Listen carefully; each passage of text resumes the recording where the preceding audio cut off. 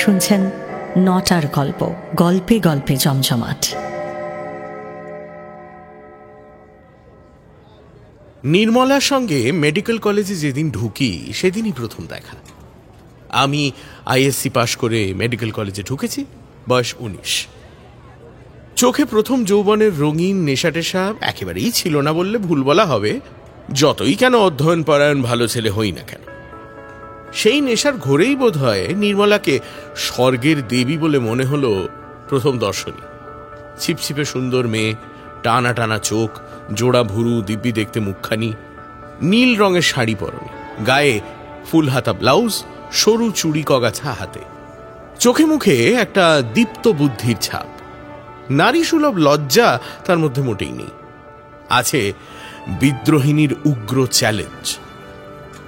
আমার মনে হতো ওর সতর্ক ও সজাগ দৃষ্টি পুরুষ জাতকে চ্যালেঞ্জ করছে যে আমার সঙ্গে বেশি ঘনিষ্ঠতা করতে এসো না, আমি সে ধরনের মেয়ে নই, খবরদার। সেই জন্যই যত দিন যেতে লাগলো তত আমি ওর দিকে আরো বেশি আকৃষ্ট হয়ে পড়তে লাগলাম। তখন জানি না যে আমার জীবনটা একেবারে মাটি করে দেবার জন্য এসেছে। কার জন্য আমি এই ৪৫ বছরের প্রৌঢ়তায় পদার্পণ করেও অকৃততার, সন্তান সন্ততিহীন, ছন্ন ছাড়া লক্ষ্মী ছাড়া মানুষ? কার জন্য সারা জীবন তৃপ্তি পেলুম না, সুখ পেলুম না, আপনার বলতে কাউকে পেলুম না? টাকা রোজগার করতে হয় বলে করে যাচ্ছি, খেতে হয় খেয়ে যাচ্ছি, কলেজে অধ্যাপনা করতে হয় করে যাচ্ছি। জীবনে না আছে কোনো উদ্দেশ্য, না আছে কোনো অবলম্বন। শুনেছি অনেকের এরকম হয়, প্রেমের নেশায় পড়ে অল্প বয়সে সে নেশা কাটিয়েও ওঠে। কিন্তু আমার মতো এমন উচ্ছন্নে যায় কি? যাক, সেসব কথা। কেমন করে কি হলো বলি। আমাদের ক্লাসে অনেকগুলি মেয়ে ছিল।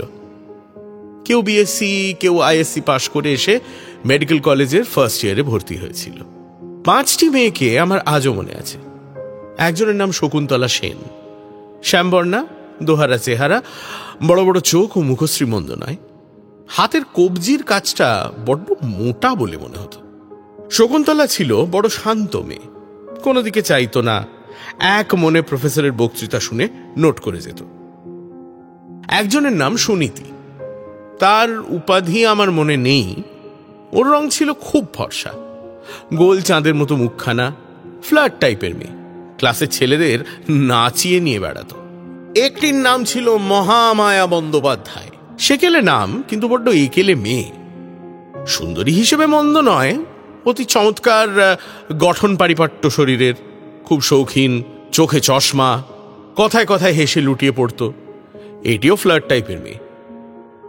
মহামায়ার সঙ্গে একসঙ্গে আসতো ওরই কিরকম বোন হয়, চপলা বন্দ্যোপাধ্যায়। দেখতে শুনতে মহামায়ার চেয়েও ভালো, কিন্তু বড় নিরীহ ভালো মানুষ, সাত চড়ে কথা বের হতো না। আর একটি গরিব ঘরের মেয়ে ছিল, ওর নাম বেলা চক্রবর্তী।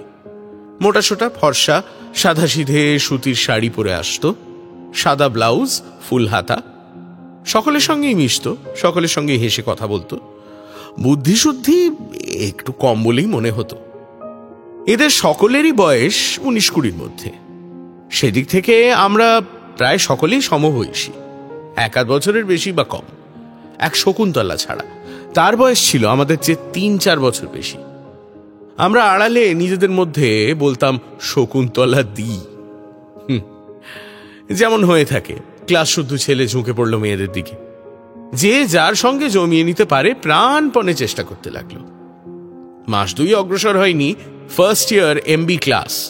এরই মধ্যে বেঁধে গেল প্রণয়ের জন্যে প্রতিদ্বন্দ্বিতা, ঝগড়া, রেশারেশি। এক এক মেয়ের পেছনে 4-5টি বা ততোধিক ছেলে। থার্ড ইয়ার ক্লাসে সেবার বিখ্যাত সুন্দরী ফিরিঙ্গি মেয়ে মিস ইভশম পড়তো। আমরা কলেজে ঢুকেই শুনি মেডিকেল কলেজ শুদ্ধ ছাত্র তার জন্য পাগল। এই ফিরিঙ্গি মেয়েটির নাম চিরকাল লেখা থাকা উচিত মেডিকেল কলেজের অলিখিত ইতিহাসে। অন্তত 2টি আত্মহত্যা ও বহু সংখ্যক ছেলের উচ্ছন্নে যাওয়ার জন্য এই মেয়েটি দায়ী। 4-5টি পিতার বিষয়ে পুত্র কর্তৃক সমর্পিত হয়েছে এই দেবীর বেদিমূলে অর্ঘ্যস্বরূপ। তবু এর আকাঙ্ক্ষা মেটেনি। আমি মিস ইভশামকে দেখলুম কলেজের বার্ষিক উৎসবে ছাত্রীদের গ্যালারিতে। এই প্রথম তাকে দেখি। খুব চটকদার সুন্দরী বটে, বয়স 22-এর বেশি নয়, বিদ্যুৎলতা। তবে আমি দূর থেকে দেখেছি এই পর্যন্ত, আরো অনেকবার দেখেছি লম্বা করিডোরে পাশ কাটিয়ে চলে যেতে, কিন্তু ফার্স্ট ইয়ারের ছেলেদের সঙ্গে কথা কইবার বা নড করবার মতো সহৃদয়তা আমি সিমসামে ছিল না। ফার্স্ট বা সেকেন্ড ইয়ারের কোনো ছেলেকে এসে পুঁছত না। কেনই বা পুঁছবে? তার স্তাবকবর্গের মধ্যে পাশ করা হাউস সার্জনরাও ছিল, উঁচু ক্লাসের ধনী ছাত্রও ছিল, শোনা যায় 2-1 অধ্যাপকও ছিলেন। আমি ছিলাম লাজুক ও গম্ভীর প্রকৃতির, আইএসসিতে স্কলারশিপ পাওয়া ছাত্র। লেখাপড়া ছাড়া আর কিছু বুঝতামও না, মেয়েদের সসংকোচে পাশ কাটিয়ে যেতেই চিরদিন অভ্যস্ত। লজ্জায় মুখ তুলে অপরিচিতা মেয়েদের দিকে চাওয়া ছিল আমার পক্ষে সুকঠিন ব্যাপার। আজকের দিনের কথা নয়, কথা হচ্ছে আজ থেকে 26 বছর আগের।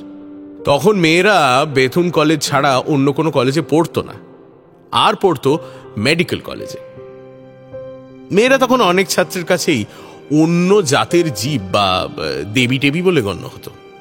মেডিকেল কলেজে ঢুকে প্রথম সহপাঠিনী রূপে ওদের পেয়ে ছাত্রদল যদি ঝুঁকে পড়েই ওদের দিকে, ওদের নিয়ে যদি বাঁধিয়ে দেয় হুড়োহুড়ি, তবে আশ্চর্যের কথাটা এমন কি, এই আবহাওয়ার মধ্যে আমি ভালো ছেলে রূপে ফার্স্ট ইয়ারের 3-4 মাস দিলাম কাটিয়ে।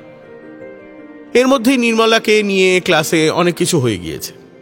ধনী ছাত্র শশধর মুহুরী নির্মলার সঙ্গে ঘনিষ্ঠতা করবার চেষ্টা করতে গিয়ে সেই চ্যালেঞ্জপূর্ণ উগ্র দৃষ্টির সামনে এতটুকু হয়ে গিয়েছে। আরো কয়েকটি ছাত্র চোখ রাঙানি খেয়েছে রীতিমতো, অথচ ওরাই মহামায়াকে বা সুনীতিকে নিয়ে মোটর বিহার করত, কলেজ রেস্টুরেন্টে গিয়ে একসঙ্গে খেত, গেটের কাছে দাঁড়িয়ে থেকে সঙ্গে করে ট্রামে উঠত। আমার কি ছিল? ক্লাসে এসে নির্মলার দিকে চেয়ে থাকতাম, যখনই সুবিধে হতো চেয়ে দেখবার। ভয় হতো, বুক ঢিকঢিক করত, পাছে নির্মলা কিছু মনে করে। একদিন আমি ওর দিকে চেয়ে আছি, ওর সঙ্গে চোখাচোখি হয়ে গেল। সেও এক অপ্রত্যাশিত ধরনের আশ্চর্য ব্যাপার। আমি ওর দিকে চাইতে গিয়ে দেখি আমার আগে থেকে ও আমার দিকে চেয়ে আছে। আমার সারা শরীর দিয়ে যেন বিদ্যুৎ খেলে গেল। কেন নির্মলা আমার দিকে চেয়ে আছে? আমাকে কি ওর ভালো লাগে? নইলে কেন আমার দিকে চাইলো? আমার চেহারা বলতো সকলে ভালো, চিরকাল শুনে এসেছি এই কথা আত্মীয় অনাত্মীয় সকলের মুখ থেকে। আয়নায় নিজের চেহারা দেখেও খারাপ মনে হয়নি কোনোদিন। দেখতে ভালো বলে বিয়ের সম্বন্ধ 2-1টি আসতে আরম্ভ করেছিল বড় ঘর থেকে। আমাদের অবস্থাটা ভালো, কলকাতায় 3-4খানা বাড়ি, ভাড়া থেকে মাসিক আয় হতো মন্দ নয়। তারপর আমিও স্কলারশিপ পাওয়া ছেলে, পড়াশোনায় নাম করা ভালো ছেলে, বিয়ের সম্বন্ধ আসবার অপরাধ কি? একদিনের কথা আমার আজও মনে আছে। শ্রাবণ মাসের দিন, কেমিস্ট্রি ক্লাস থেকে বেরিয়ে মাঠে নেমেছি, উদ্দেশ্য কলেজ রেস্টুরেন্ট থেকে 1 পেয়ালা চা খেয়ে নেব। এমন সময় হঠাৎ আমার পেছনে কে মৃদু স্বরে ডাকলো, শুনুন। আমি চমকে উঠে পেছনে যাইলুম। নির্মলা! নির্মলা আমায় ডাকছে! আমি এদিক ওদিক চেয়ে দেখলাম, না, আর কেউ কোনো দিকে নেই তো, আমাকেই ডাকছে বটে। আমি বিস্ময় সুরে বললাম, আমাকে ডাকছেন? নির্মলা বোধহয় আমার আনাড়ি ও আড়ষ্ট ভাব দেখে হাসতে যাচ্ছিল। হাসির রেখা ওর মুখে ফুটে উঠে তখনই মিলিয়ে গেল। বললে, আপনাকেই ডাকছি। ও, বলুন। আপনি প্রফেসর গুপ্তর নোট টুকেছেন? হ্যাঁ হ্যাঁ, টুকেছি। খাতাখানা কাইন্ডলি দেবেন একদিনের জন্য, কালই ফেরত দেব। হ্যাঁ, নিশ্চয়ই নিশ্চয়ই, এই নিন। আপনি যে কদিন ইচ্ছে রাখতে পারেন। না, আমি কালই ফেরত দেব, থ্যাঙ্কস। আমি যে সময় ওর হাতে খাতা দিচ্ছি, ঠিক সেই সময় আমাদের ক্লাসের বিশ্ব বখাটে ছোকরা সোমেশ্বর গুহ ঠাকুরতা অদূরে আবির্ভূত হলো। কোথা থেকে কি জানি, পায়ের শব্দে নির্মলা খাতা নিতে নিতে যেন চমকে উঠে পেছনে ফিরে তাকালো। পরক্ষণেই খাতা নিয়ে আর কোনো কথা না বলে হন হন করে চলে গেল। সোমেশ্বর আমার কাছে এসে দাঁত বের করে হেসে বলল, কি বাবা, ভালো ছেলে, হ্যাঁ? ডুবে ডুবে জল খাওয়া। আমার রাগও হলো, লজ্জাও হলো। সোমেশ্বরের সঙ্গে আমার এমন কিছু ঘনিষ্ঠতা নেই। অত ঘন ঘন সিগারেট খাওয়া দেখে আমি ওর সঙ্গে ঘনিষ্ঠভাবে আলাপ করতে ঘৃণা করতাম। ওরাও ভালো ছেলে বলে আমায় ঘৃণা করত। সব কলেজেই বখাটে ছেলেরা ভালো ছেলেদের ঘৃণাই করে থাকে। আমি বললাম, কি? মানে ধরে ফেলেছি, নির্মলা সরকারের সঙ্গে জমালে কবে থেকে তলায় তলায়? বাবা, হাতে হাতে ধরে ফেলেছি আজ। কি কি বলছেন বাজে কথা? উনি আমার কাছে আজই কেমিস্ট্রি নোট চেয়ে নিলেন। আজই? মানে আজই? সোমেশ্বর শর্মা যেদিন দেখে ফেলেছে সেই দিনই? আরে কি সত্যি বলছি? বেশ বাবা, বেশ। তবে বলে দিচ্ছি, বেশি ওদিকে নজর দিও না। হরিপ্রসাদকে চেনো তো? হরিপ্রসাদ ডুয়েল লড়বে তোমার সঙ্গে। সে বড় লোকের ছেলে। নির্মলার জন্যে সে নিজের জমিদারি বিলিয়ে দেবে বলেছে। পয়সা খরচ করতে সে হটবে না। বাপের জমিদারি আমারও আছে, জেনে রাখবেন। কথা শেষ করে আমি রেস্টুরেন্টের দিকে চলে গেলাম। ওদের মতো ছেলের সঙ্গে দাঁড়িয়ে কথা কাটাকাটি করতে আমি ঘৃণা বোধ করি। কলেজ থেকে বের হয়ে একটা নির্জন স্থান খুঁজতে খুঁজতে চলে গেলাম গড়ের মাঠে। চিনে বাদাম চিবোতে চিবোতে কতক্ষণ ভাবলাম আজকের কথাটা। নির্মলা সরকার কি ধরনের মেয়ে আমি জানি। সে দেবী, আমার চোখে অতি পবিত্র। তার নামে কেউ কিছু বললে আমার সহ্য হয় না। এত মেয়ে তো আছে কলেজে, কিন্তু ওকে আমার ভালো লাগে কেন? এর জবাব নেই। সেই নির্মলা আজ আমার সঙ্গে কথা বলেছে, নিজের থেকে নোট চেয়ে নিয়ে গেল। কেন আমারই নোট নিয়ে গেল? কলেজে তো কত ছেলে রয়েছে। ভালো ছেলে বলে নিয়ে থাকে যদি মধুপ্রসাদ বা মাধবপ্রসাদ বলে একটি জৈন ছাত্র নাকি আমার চেয়েও ভালো। অবশ্যই এটা শুনেছি আমি তাদের কাছে, যারা ক্লাসে আমাকে হেয় প্রতিপন্ন করতে পারলে খুশি হয়। যাই হোক, কিন্তু সে রয়েছে তো। আজ কি সুন্দর দিনটি আমার, হ্যাঁ? কার মুখ দেখে না জানি উঠেছিলাম। পরদিন রবিবার নেশার ঘোরে সারাদিন কেটে গেল। আমার মনে সেই এক ভাবনা, নির্মলা আমার সঙ্গে ডেকে কথা বলেছে। ওর সঙ্গে আর দেখা হবে না। চলে যাব বহুদূর বিদেশে। অনেক দিন পরে ফিরে আসব। ওকে দেখিয়ে দেব আমি কত বড় ত্যাগী। হঠাৎ আমায় দেখে ও অবাক হয়ে যাবে। এইসব সংকল্প অবশ্য সংকল্পই থেকে গেল। সোমবার ক্লাসে আবার ওর সঙ্গে দেখা হলো। সহজভাবেই ও আমার খাতা ফেরত দিল এবং আমিও সহজভাবেই নিলুম।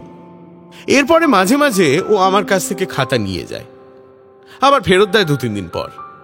আমি ভাবি ওকে একদিন নির্জনে দেখা করতে বলবো, কিন্তু খাতা ফেরত নেবার সময় মুখ শুকিয়ে যায়, বুক টিপ টিপ করে, কোনো কথাই মুখ দিয়ে বেরোয় না। সহজভাবে আমি ওর সঙ্গে ব্যবহার করতে পারি না দেখলুম। সহজভাবে চলতে চেষ্টা করি, বাইরে দেখাই সম্পূর্ণ সহজভাবেই চলছে, কিন্তু ভেতরে ভেতরে ভয়ানক আড়ষ্ট ও মুখচোরা হয়েই যায়। জিভ শুকিয়ে আসে কেন কে বলবে। বুকের ঢিপ ঢিপ শব্দ যেন ও শুনতে পাবে মনে হয়। কিসের একটা ঢেউ গলা পর্যন্ত পৌঁছে গলার স্বর আটকে দেয়। গোটা ফার্স্ট ইয়ার এভাবে কেটে গেল। অন্য কোনো মেয়ের দিকে আমার মন নেই। তাদের মধ্যে অনেকে কথা বলে আমার সঙ্গে, অত্যন্ত সহজভাবে তাদের সঙ্গে মিশি। 2-1জনকে চা খাওয়াই কলেজের মধ্যেও বাইরে, কিন্তু নির্মলার বেলায় সব গোলমাল হয়ে যায়। কিন্তু এইসব তো সাধারণ কথা।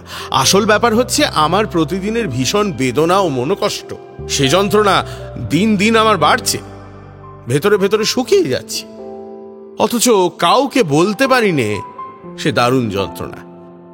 সকাল থেকে সাগ্রহে প্রতীক্ষা করি সেই সময়টির, আবার ওর সঙ্গে আমার দেখা হবে। 8টা বাজলো। এখনো 3 ঘন্টা, 11টায় ক্লাস। 10টা বাজলেই অমনি শুরু হলো। কিছুতেই মনকে শান্ত করতে পারি না। প্রতিদিন ভাবি আজ কলেজে গিয়ে ওর সঙ্গে খুলে কথা বলবো, কিংবা আশা করি ও আজ হয়তো আমাকে বলবে চলুন আপনিও আমি বেরিয়ে আসি। কিছুই ঘটে না কোনোদিন। কি যে সব যন্ত্রণার দিন আমার গিয়েছে, এখনো মনে করলে আমার হৃদকম্প হয়।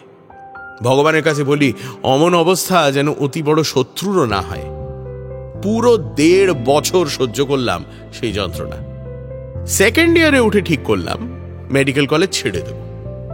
এরকম যন্ত্রণার বেশি দিন সহ্য করতে পারবো না। অসহ্য হয়ে উঠেছে আমার পক্ষে, সত্যিই অসহ্য হয়ে উঠেছে। বাড়িতে বলে সবাইকে রাজি বললুম ডাক্তারি পড়ায় মন নেই আমার, এবার মরা কাটা শুরু হবে, মরা কাটা আমার দ্বারা হবে না, ছেড়ে দেবো মেডিকেল কলেজ, বিএসসি পড়ব। এই সময় একটা ঘটনা ঘটলো একদিন। আমার একটা নোট বই 4-5 দিন হলো নির্মলার কাছে ছিল। হঠাৎ ভাবলুম ওর হোস্টেলে গিয়ে খাতাখানা নিয়ে আসবো। খুব দুঃসাহসিক সংকল্প। মেডিকেল কলেজের কম্পাউন্ডের মধ্যেই মেয়েদের হোস্টেল। বেলা 4:30। কিছুক্ষণ আগে অ্যানাটমি ক্লাস শেষ হয়েছে। দেওয়ান বাহাদুর হীরালাল বাবুর নাম করা ক্লাস। ট্যুর শব্দটি করবার জো ছিল না কোনো ছাত্র বা ছাত্রী। ফিরিঙ্গি ছাত্রগুলো পর্যন্ত চুপ করে থাকতো। গার্লস হোস্টেলের দরজায় যেতে দারোয়ান বলল, কাকে খুঁজছেন বাবু? আমি বললাম মিস निर्मला सरकार, सेकेंड ईयर। नाम तो लिख दीजिए बाबू इस स्लिप में, मेट्रन के पास ले जाने होगा। দরওয়ান স্লিপ নিয়ে চলে গেল মেট্রনের কাছে। আমার বুকের মধ্যে ততক্ষণে বিরাট তোলপাড় শুরু হয়ে গিয়েছে। মুখ শুকোতে আরম্ভ করেছে। মনকে বোঝালুম, কেন? আমি তো ছেড়েই যাচ্ছি কলেজ। নির্মলার জন্য তো আমি আসিনি। আমি এসেছি আমার নোট বই নিতে। নির্মলার সঙ্গে আমার কি সম্পর্ক? বারে, আমার নোট বই আমি চেয়ে নেব না, এতে আর কি হয়েছে? নির্মলা কিছু মনে করলে করুক। একটু পরে দরওয়ান দেখি ফিরে আসছে। আমার বুকের মধ্যে যেন গর্ত হয়ে খানিকটা বসে গিয়ে একটা ভ্যাকিউমের সৃষ্টি হলো হঠাৎ। দরওয়ান কি বলবে? নির্মলা বিরক্ত হয়ে হয়তো বলে পাঠিয়েছে, এখানে কেন? কাল ক্লাসে দেখা করবেন। ভারী বিরক্ত হয়েছে আমার ওপর। কিন্তু আমার নোট বই আর আমার দরকার থাকতে পারে না? জরুরি দরকার থাকতে পারে নাকি? তুমি এনেছিলে কেন আমার নোট বই? বেশ তো। দরওয়ান এসে বলল, आइए बाबू, विजिटर रूम में बैठिए। ভিজিটার্স রুমে বসতে বলে যে? তাহলে মানে নির্মলা চটেনি? না, তা কেন চটবে?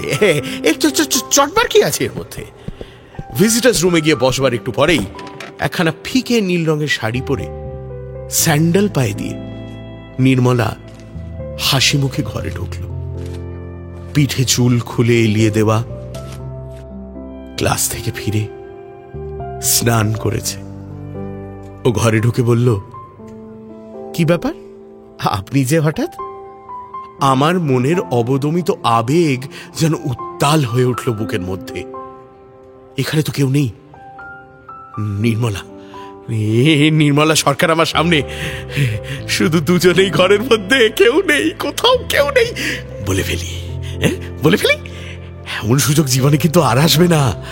1.5 বছরের মধ্যে মহা প্রতীক্ষিত সেই পরম শুভ মুহূর্তটি আজ সমাগত এই মেয়েদের হোস্টেলের নির্জন ভিজিটার্স রুমে। ছেড়ো না এই সুযোগ, যা হয় হবে, হয় স্পার নয় ওস্পার। আমি ওর চোখের দিকে চাইলাম। নির্মলাও আমার চোখের দিকে চেয়ে আছে। আমার মনে হলো, অবশ্য আমার ভুলও হতে পারে, তবে আমার আজও তাই ধারণা যে ওরই চোখে সেদিন প্রতীক্ষার দৃষ্টি দেখেছিলাম। অতি অল্পক্ষণের জন্য এ কথা আমার মনে হয়েছিল। তারপরেই ওর দিকে চেয়ে আমি বললাম, নোট বইখানা নিতে এসেছি। ও, কাল একবার ভেবেছিলাম আসবো। নির্মলা আবার যেন প্রতীক্ষা ও আহ্বানের দৃষ্টিতে আমার দিকে চাইল। দেবীর মতো রূপ, কি উজ্জ্বল মুখ চোখ, কি ঢেউ খেলানো কালো মেঘের মতো একটা চুল, অপূর্ব রূপ ফুটেছে ওর। আমি চেয়ে চোখ নামিয়ে নিলাম। কেন চোখ নামিয়ে নিলাম? আজ আমার মনে হয় আমি ভুল করেছিলাম। মেয়েদের রূপ পুরুষের পুজোর জন্য নয়, তাকে আকৃষ্ট করবার জন্য। নির্মলা আশা করে এসেছিল সেদিন। ওর আশা আমি ভঙ্গ করেছিলাম সেদিন। নিজের ভীরুতার জন্য। ও বলল, তবে এলেন না কেন? আসতে পারিনি শেষ পর্যন্ত, মানে কাজ ছিল। আরেকটি আশ্চর্য কথাও বলল। সে কথাও যে আমাকে বলবে এমন আশা করিনি, তবুও বলি, এ কথার গুরুত্ব তখন তত বুঝিনি, পরে যত বুঝেছিলাম। ও বলল, কাজ থাকলে বুঝি আমার কাছে আসা যায় না? আমি শুধু বোকার মতো হাসলাম। নির্মলা আবার বলল, বলুন না। না না না না, দেরি হয়ে গেল কিনা তাই আর কি। আমার উত্তরের বিশেষ কোনো মানে হয় না, অসংবদ্ধ প্রলাপ। কিসের দেরি হয়ে গেল? না দেরি হয়নি, মানে এমনি বলছি আর কি। আপনি অদ্ভুত লোক। কেন কেন? আপনাকে কি বোঝাবো, নিজে বুঝতে পারেন না? বসুন, আমি খাতাখানা আনি। আমি তো বুঝতে পারলুম না কিসে আমি অদ্ভুত লোক হলাম। নির্মলার এ কথার মানে কি? একটু পরেও ফিরে এলো, এসে একটি অদ্ভুত কাণ্ড করল। খাতাখানা আমার হাতে দিয়ে হঠাৎ ঈষৎ নিচু হয়ে যেন আমার দিকে এগিয়ে ঝুঁকে পড়ে আমার মুখের উপর দৃষ্টিপাত করে মুখ সরিয়ে নিল। আর মুখ ফিরিয়ে নিয়েই সরে গেল এবং খিলখিল করে হেসে উঠল। আমার মাথা ঘুরে উঠল। গম্ভীর ও সংযত মেয়ে নির্মলা ক্লাসের মধ্যে, তার এ কি লীলা!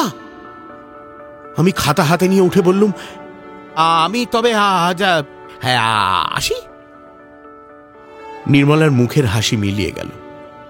বলল, বসুন না।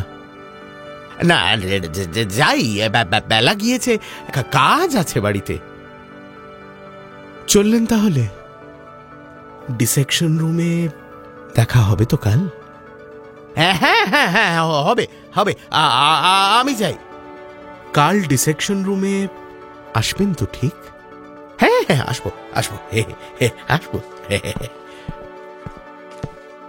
নির্মলা ফটক পর্যন্ত এগিয়ে এলো। আমি টলতে টলতে বাইরে এলাম। বাইরে এসে বাড়ি যাবার পথে কতবার ভাবলাম, নির্মলার এ অদ্ভুত আচরণের অর্থ কি? ও তো অতি গম্ভীর মেয়ে, অন্য কারোর সঙ্গে তো কথাই বলে না ভালো করে। আমাকে কি অন্য চোখে দেখে? কি জানি। বাড়িতে তখন আমার বিয়ের জন্য খুব পীড়াপিড়ি চলছে। বিয়ে করা আমার পক্ষে অসম্ভব। নির্মলা আমার চোখেও মনে জল জল করছে, অন্য মেয়েকে ওর আসনে বসাতে হবে। নির্মলা খুব বড় লোকের মেয়ে, অভিজাত উচ্চশিক্ষিত পরিবারের মেয়েও। আমি খোঁজ নিয়ে দেখেছি, ওকে পেতে যাওয়া মানে বামন হয়ে চাঁদে হাত। আমার মতো একজন নগণ্য ছেলেকে মেয়ে দেবে ওর মা বাপ?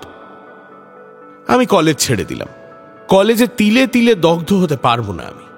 মেডিকেল কলেজে মরা কাটা আমার দ্বারা হবে না। বিএসসি পড়লুম, প্রথম শ্রেণীর অনার্স পেলুম। এমএসসিতে দ্বিতীয় শ্রেণীর বটে, কিন্তু সেবার আমার বিষয়ে প্রথম শ্রেণীতে কেউ ছিল না। কলকাতায় একটা কলেজের অধ্যাপকের চাকরি জুটে গেল সহজেই। ডেপুটি ম্যাজিস্ট্রেট হওয়া কঠিন হতো না, কিন্তু আমি নির্ঝঞ্ঝাট কাটাতে চাই জীবন। পয়সার অভাব নেই আমার, ভগবানের ইচ্ছায়। কার জন্যই বা অত খাটতে যাব? না বিয়ে থা, না ছেলেপুলে, বেশ আছে। কিন্তু নির্মলার কথা ভুলিনি, তার জন্যই বিয়ে করতে পারলুম না। এই যে কি টান, কি মোহ, কি করে বলবো। মন থেকে কিছুতেই তাড়াতে পারলাম কই। নির্মলার বিয়ে হয়েছিল একজন বিলেত ফেরত ডাক্তারের সঙ্গে। নিজে সে একজন লেডি ডাক্তার। একবার তার সঙ্গে দেখা হয়েছিল কিভাবে তা বলি। লেডি ডাফারেন হসপিটালে নির্মলা তখন কাজ করে, আমি জানতাম। রোজ কলেজ থেকে বেরিয়ে লেডি ডাফারেন হসপিটালের কাছে এসে মুখ উঁচু করে দাঁড়াই, সম্পূর্ণ অকারণে। কেন দাঁড়াই নিজেই তা জানি না। কলেজের ছুটির পর পা দুখানার গতি হয় লেডি ডাফারেন হাসপাতালের দিকে আপনা থেকেই। যে সময়ের কথা বলছি তখনও নির্মলার বিয়ে হয়নি। একদিন ওই রকম অভ্যেস মতো এসে দাঁড়িয়েছি স্কটস লেনে, হাসপাতালে ঠিক নিচে। এমন সময় এলো বর্ষা। সেটা ছিল আশ্বিন মাস। আমার কাছে ছাতি নেই, ছাতি বওয়া আমার অভ্যেস নেই। দাঁড়িয়ে ভিজছি, সরে যেতে ইচ্ছে করছে না। ভিজে যাচ্ছি, তবু কিসের আশায় চাতক পাখির মতো আকুল আগ্রহ নিয়ে মুখ উঁচু করে দাঁড়িয়েই অষাঢ়ে ভিজছি। বোধহয় সাধনার কঠোরতায় সিদ্ধি আসে সর্বসিদ্ধিদাতা ভগবানের কাছ থেকে। তিনি দক্ষিণ পানি প্রসারিত করে অকপট সাধনার ফল হাতে হাতে দেন। তাই সব সাধনার এত নাম আমাদের দেশে, রাতারাতি সিদ্ধি লাভ। তবে সব সাধনা যাকে, আমার ফল এলো সম্পূর্ণ প্রত্যাশিতভাবে। এখনো তা ভেবে অবাক হয়ে যায়। হঠাৎ রাস্তার দিকে জানলা খুলে গেল হাসপাতালের দোতলায়। একটি মেয়ে উঁকি মেরে রাস্তায় আমায় দাঁড়িয়ে থাকা অবস্থায় দেখল। আমি চিনলাম সে নির্মলা। নির্মলা কিন্তু আমাকে একবার দেখেই হাত দিয়ে এগিয়ে যেতে ইঙ্গিত করেই জানলা থেকে তখনই সরে গেল। আমি তো অবাক। আমার রক্ত তখন দ্রুত স্রোতে বুকের দিকে ঠেলে উঠছে। আমি তাড়াতাড়ি এগিয়ে গেলাম। হাসপাতালের গেটের কাছে নির্মলা দাঁড়িয়ে আছে, হাতে একটা ছাতি। কতকাল পরে দেখা। ও হাত জোড় করে বলল, নমস্কার, কোথায় আছেন, কি করছেন, কতদিন পরে দেখা। হ্যাঁ তাই। কি করছেন আজকাল? কলেজে প্রফেসরি করি। ছুটি পরে এই পথে আসছিলাম, তাই বৃষ্টি এলো হাসপাতালের কাছে, ওই জায়গায়। তাই এমএসসিতে তো ব্রিলিয়েন্ট রেজাল্ট করেছিলেন, বিলেত গেলেন না কেন? আপনি তো স্টেট স্কলারশিপ পেতেন। না, কি আর হবে গিয়ে। পরক্ষণেই সংশোধন করে নিয়ে বললাম, মানে বাবার শরীর খারাপ। আপনি এখানে কি করছেন? Resident house surgeon. আমি তো 8 বছর পাশ করে বেরিয়েছি। নির্মলার দিকে চেয়ে দেখলাম ভালো করে। বালিকার চাঞ্চল্যের লেশমাত্র নেই ওর মধ্যে। এসেছে সুন্দরী পূর্ণ যৌবনার দীপ্তি ও গাম্ভীর্য। একটু যেন মোটা হয়ে পড়েছে, তবে আমারই চোখে পড়ল। অন্য কেউ হঠাৎ দেখলে ওকে মোটা বলবে না। মধুশ্রীতে পূর্ণিমার চন্দ্রের পূর্ণতা। নির্মলাও দেখি আমার দিকে চেয়ে আছে। নির্মলা কি বুঝতে পেরেছে আমি রোজ ওর হাসপাতালের পাশে দাঁড়িয়ে থাকি? আরো কোনোদিন দেখেছে নাকি? আমি বললাম, ভালো আছেন? মন্দ নয়। আপনি মেডিকেল কলেজ ছাড়লেন কেন? ক্লাসের মধ্যে সবচেয়ে ভালো ছাত্র ছিলেন তো। আমি ওর কথা উড়িয়ে দেওয়া সূচক হেসে বললাম, ও কিছু না, কত ভালো ভালো ছেলে ছিল। আপনিও তো খুব ভালো ছাত্রী ছিলেন। আমার মড়া কাটা পছন্দ হলো না। ও খপ করে একটা প্রশ্ন করে বসলো। এই প্রশ্নের জন্য আমি প্রস্তুত ছিলাম না। বড় ব্যথা দিল প্রশ্নটা। বিয়ে করেছেন? হ্যাঁ। না। আচ্ছা, আমি আসি, নমস্কার। দাঁড়ান দাঁড়ান, ছাতাটা নিয়ে যান। ভিজছেন দেখে ছাতাটা নিয়ে এলাম। কাউকে দিয়ে পাঠিয়ে দিলেই হবে। চলে এলুম ছাতা নিয়ে। নিজে যাইনি, ছাতা অন্যের হাতে ফেরত পাঠিয়ে দিয়েছিলাম। এর পরের বছরই কি সেই বছরই নির্মলার বিয়ের খবর পেলাম। এরপরে নির্মলার সঙ্গে আমার দেখা হয়েছিল আর একটি বার। অ্যামল স্ট্রিট বেয়ে আমি হেঁটে যাচ্ছি, হঠাৎ একটা গাড়ি দাঁড়িয়ে গেল আমার পাশে। নারী কণ্ঠে কে বলল, এই যে নমস্কার। চেয়ে দেখি নির্মলা। বেশ মোটা হয়েছে। আমার লজ্জা হলো হঠাৎ এভাবে ওর সঙ্গে দেখা হওয়াতে, কারণ আমিও মেদ বৃদ্ধির পথে কম অগ্রসর হইনি। ওর চেয়ে দুজনের পাল্লাপাল্লিতে বোধহয় আমিই জিতব। কোথায় যাচ্ছেন? আসুন, গাড়িতে উঠুন। ও একাই ছিল গাড়িতে। না না, আমি গাড়িতে উঠবো না, ধন্যবাদ। এই তো সুখিয়া স্ট্রিটে যাব। গাড়িতে আসুন না, নামিয়ে দেবো ওখানে। সুখিয়া স্ট্রিটে কোথায় বলুন? না না থাক, থ্যাঙ্কস। ওই তো পাশের গলি, মোড়ের মাথায়। কতটুকু আর। নমস্কার। নির্মলা আমার দিকে কেমন যেন এক প্রকার করুণা ও সহানুভূতির দৃষ্টিতে চাইছিল। সেটাই আমার অসহ্য লাগলো, আর দাঁড়াতে পারলুম না। নিজে মোটা হয়েছি বলে লজ্জা হলো ওর সামনে দাঁড়াতে। এরপর আর ওর সঙ্গে দেখা হয়নি। সে আজ বহু বছরের কথা। 17-18 বছর আগের কথা। দিন যায় যত, নির্মলার কথাও তত ভুলি। ক্রমে নির্মলার ছবিও অস্পষ্ট হয়ে এসেছে। এমন সময়ে সেদিন এক ব্যাপার হয়ে গেল। মাসখানেক হয়নি, আমাদের কলেজে বিএসসি প্র্যাকটিক্যাল পরীক্ষা হচ্ছে। অন্য কলেজের কয়েকটি মেয়ে পরীক্ষা দিচ্ছে। মেয়েদের পরীক্ষা আমি তত্ত্বাবধান করছি ও পাহারা দিচ্ছি সেই রুমে। একটি মেয়েকে দেখেই আমার মন ছ্যাঁত করে উঠল। আমি অবাক হয়ে ওর মুখের দিকে চেয়ে রইলাম। এই মুখ তো আমার সুপরিচিত। মনে হলো অনেক দিন আগে একে চিনতাম। আমি ওর মুখের দিকে চেয়ে ভাবছি, একে কোথায় দেখেছিলাম প্রথম যৌবনের কোন দিনে। হঠাৎ আমার চমক ভাঙল। কি মনে করবে, আমি প্রৌঢ় অধ্যাপক, ওরা অন্য কলেজের মেয়ে, আমাকে চেনে না, কি ভাবতে পারে। মেয়েটির ব্যাপার দেখে বুঝলুম সে ফাঁপড়ে পড়েছে। দুটি প্রশ্ন আছে উদ্ভিদ বিজ্ঞানের, একটি হিস্টোলজির, অপরটি মরফোলজির। মেয়েটি একটি লতার অংশ সরু করে কেটেছে, কিন্তু কিছুতেই সেটাকে রাঙাতে পারছে না। 3-4 ধরে চেষ্টা করল। ওর হাত কাঁপছে, চোখে জল টলমল করছে। আমি দেখলুম মেয়েটি এই কাজ কখনো মন দিয়ে করেনি। সিনেমা দেখে বেরিয়েছে, ক্লাসে ফাঁকি দিয়ে এসে নিজেই ফাঁকে পড়ে গিয়েছে। আমি গিয়ে বললুম, কি হচ্ছে খোকি? মেয়েটি কাঁদো কাঁদো সুরে বলল, সেকশনটা স্টেন নিচ্ছে না, জড়িয়ে জড়িয়ে যাচ্ছে। আমি হেসে বললুম, তুমি কোন কলেজের স্টুডেন্ট? Scottish church. সেকশন কাটতে শেখনি তো? অত মোটা করে সেকশন কাটে? তাছাড়া দেখছো না এই লতায় লাল হড়হড়ে আঠা রয়েছে? ওটা অ্যালকোহলে ধুয়ে না দিলে কখনো স্টেন নেয়? ওটা অ্যালকোহলে ওয়াশ করে নাও। মেয়েটি আমার কথা অ্যালকোহলে ধুতে গেল, কিন্তু মা লক্ষ্মী দেখলুম সিনেমা দেখেই কাটিয়েছেন, লেখাপড়া কিছুই করেননি। আরে ওটা কি হচ্ছে? তুমি অ্যালকোহলে ধুতে জানো না? গ্রেডে তোলো, নইলে সেকশনটা গুলিয়ে যাবে যে।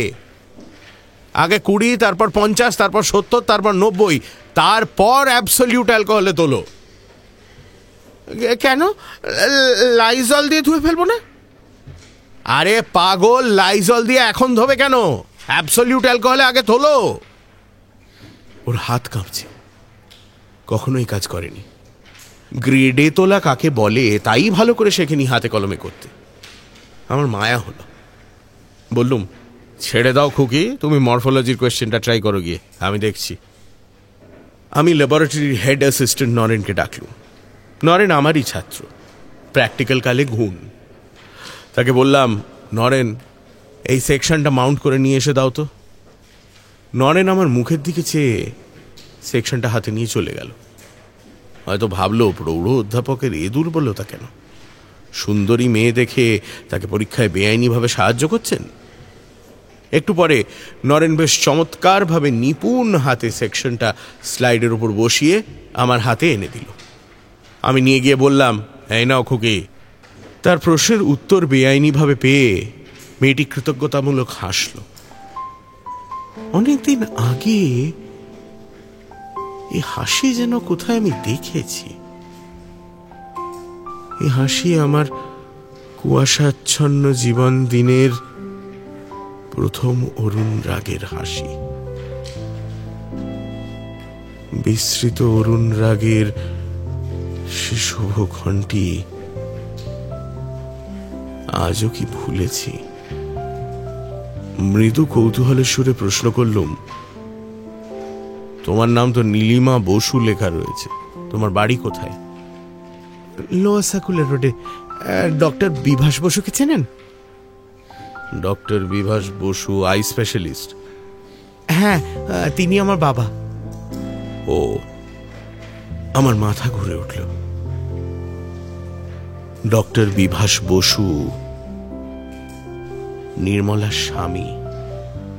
মেয়েটি হেসে বলল, আসবেন আমাদের বাড়ি, বাবা খুব খুশি হবেন।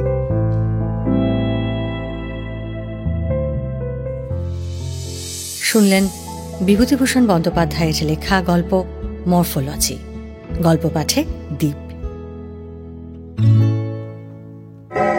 নটার গল্প, গল্পে গল্পে জমজমাট। আমাদের এই চ্যানেলটি শেয়ার ও সাবস্ক্রাইব করুন। বেল আইকন প্রেস করতে ভুলবেন না কিন্তু।